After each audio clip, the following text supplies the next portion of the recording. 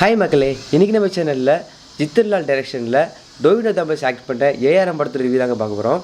இவர் யார் நம்ம டக்குன்னு ஆகணும் அப்படின்னா மாரி 2 படத்தில் வில்லன் நடிச்சிருப்பார். அவர் தான் டோவினோ தாமஸ். சரி வாங்க ஏஆர்எம் படத்தில் ரிவ்யூ பார்க்கலாம். இந்த ஏஆர்எம் படத்தோட ஸ்டோரியை குட்டி ஸ்டோரியாக சொல்லணும் அப்படின்னா, விண்வெளியிலேருந்து ஒரு கல் பூமியில் விழுகுது நண்பா. அதுலேருந்து சில கற்கள்லாம் எடுத்து ஒரு சிலை விளக்கு செய்கிறாங்க. சிலையை விளக்க செய்கிறாங்க. பல ஆண்டுகளுக்கு பிறகு அந்த சிலையை திருடுறதுக்காக ஒரு டீம் உள்ளே வராங்க. அப்போ திருடும்போது தான் தெரியுது அந்த சிலை டூப்ளிகேட் அப்படின்னு. அந்த ஒரிஜினல் சிலை எங்கே இருக்குது அப்படின்றதும், ஹீரோட அம்மா தாழ்த்தப்பட்ட ஜாதியை சேர்ந்தவங்க. அவங்க கோயிலுக்குள்ள விட மாட்டாங்க. ஹீரோ அவங்க அம்மாவை கோயிலுக்குள்ளே கூட்டிகிட்டு போனாரா அப்படின்றத அந்த படத்தோட கிளைமேக்ஸில் வச்சுருக்காங்க நண்பா. இதுதான் படத்தோட மெயினோட கதையாக இருக்குது. இந்த படத்தில் டோவினோ தாமஸ் ஒரு 3 ரோல் எடுத்து பண்ணியிருக்காரு.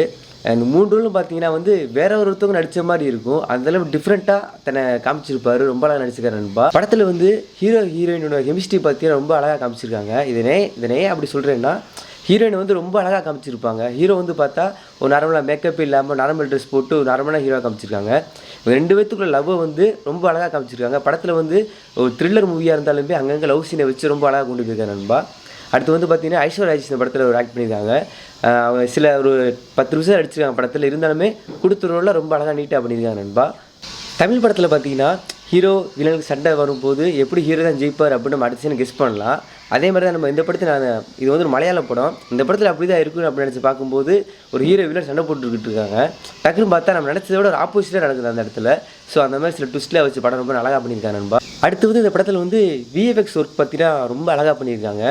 இப்போ வர பெரிய பெரிய பட்ஜெட் படத்துலேயே பார்த்தீங்கன்னா விஎஃப்எக்ஸ் அவ்வளோ மட்டமாக அப்பட்டமாக தெரியும். ஆனால் இந்த படத்தில் பார்த்தீங்கன்னா விஎஃப்எக்ஸ் ரொம்ப அழகாக பண்ணியிருக்காங்க.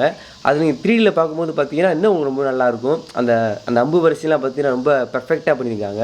இந்த படத்தில் எடிட்டிங்கை பற்றி சொல்லணும் அப்படின்னா, கதை நார்மலாக போய்கிட்டு இருக்கும்போது டக்குன்னு பார்த்தீங்கன்னா ஃப்ளாஷ்பேக் போயிட்டு வரும். இந்த மாதிரி படத்தில் அங்கங்கே வச்சுருந்தாலுமே எடிட்டிங் ஒரு பர்ஃபெக்டாக இருந்தனால நம்ம படத்தில் அழகாக இருக்கும். அந்த கோர்வையை பார்க்கும்போது படம் ரொம்ப அழகாகவே இருக்குது நண்பா.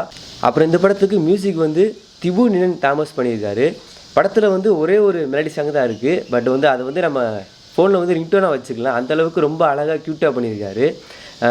பிஜிஎம் ஸ்கோரும் பார்த்தீங்கன்னா இன்டர்வலில் பார்த்தீங்கன்னா ஒரு செம்மையான ஒரு மாஸ் பிஜிஎம்மோட அந்த சீனை முடிச்சிருப்பாங்க. இன்டர்வலுக்கு அப்புறம் அந்த சீனே இருக்காது. பார்த்தா கிளைமேக்ஸில் வர சீனை தான் இன்டர்வலில் வச்சு அந்த மாஸ் பிஜிஎம்மோட இன்டர்வல் பிரேக் விட்டுருப்பாங்க. ஸோ பார்க்கறதுக்கு ரொம்ப அழகாக இருக்கணும்பா. பிஜிஎம் ஸ்கோர் ரொம்ப அழகாக பண்ணியிருக்காங்க. இந்த படத்தில் தமிழ் படத்தில் எப்படி ஜாதியை வச்சு படம் எடுத்துருப்பாங்களோ அதே மாதிரி மலையாள படத்துலையும் ஜாதியை வச்சு எடுக்கிறாங்க போல். ஸோ அது ஒரு விஷயந்தான். சரி என்னடா இது அப்படின்ற மாதிரி கொஞ்சம் இதாக இருந்துச்சு. அப்புறம் ஸ்க்ரீன் ப்ளே பார்த்தீங்கன்னா நல்லா போய்கிட்டு இருக்கும். டக்குன்னு அங்கங்கே ரொம்ப கொஞ்சம் ஸ்லோவாக போகிற மாதிரி இருக்கும். அதெல்லாம் பார்த்தீங்கன்னா ஃப்ளாஷ்பேக் சீன்லாம் காமிச்சு அந்த சீன்லாம் கொஞ்சம் நல்லா மேட்ச் பண்ணி நல்லா கொண்டு போயிருக்காங்க. ஓவராலாக இந்த படம் ஒன் டைம் வாட்சபிள் மூவி தான் நண்பா. கண்டிப்பாக ஃபேமிலியோட என்ஜாய் பண்ணி பார்க்கலாம். ஸோ கோட் படம் போய்கிட்டு இருக்குது. அந்த டைமில் இந்த படத்தையும் கொஞ்சம் சப்போர்ட் பண்ணி பார்க்கணும் நண்பா. ஸோ நெக்ஸ்ட் வீடியோவில் பார்க்கலாம். அது ஒன்று மறக்காம சேனலை சப்ஸ்கிரைப் பண்ணிடுங்க.